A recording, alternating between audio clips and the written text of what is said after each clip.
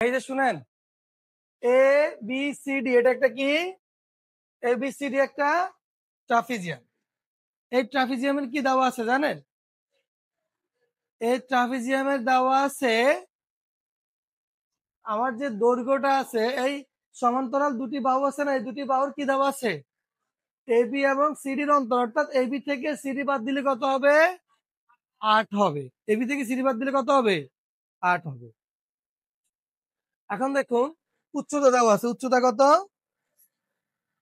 উচ্চতা হচ্ছে 24 সেন্টিমিটার।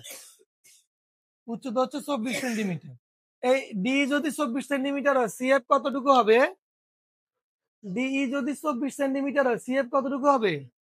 সেটা 24 সেন্টিমিটার হবে। ঠিক আছে, এই অংশটুকু 24 সেন্টিমিটার হলে অংশটুকু কত হবে? 24 সেন্টিমিটার হবে। এখন আমাদেরকে বলছে এই দুইটা বাহুর অন্তর কত? 8। অর্থাৎ এই বাহুটা থেকে এই বাহুটা যদি বিয়োগ করি, বিয়োগ করে কত হবে? 8 হবে। এখন এটা কিভাবে করবো দেখেন তো।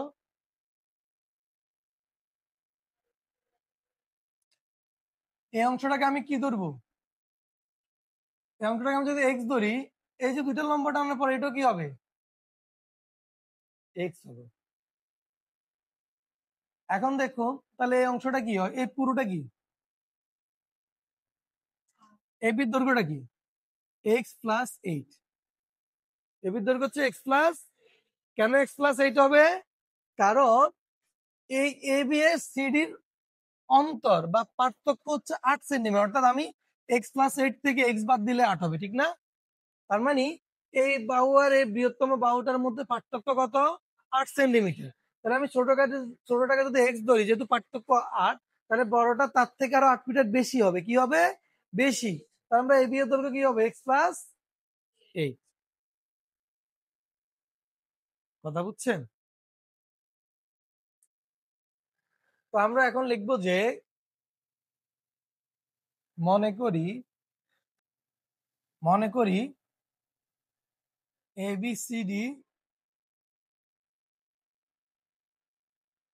মনে করি এবিসিডি ট্রাপিজিয়ামের, এবিসিডি যে ট্রাপিজিয়াম, এই ট্রাপিজিয়ামের সমান্তরাল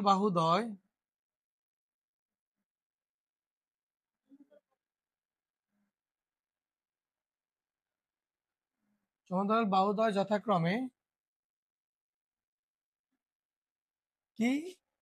সিডি সমান এক্স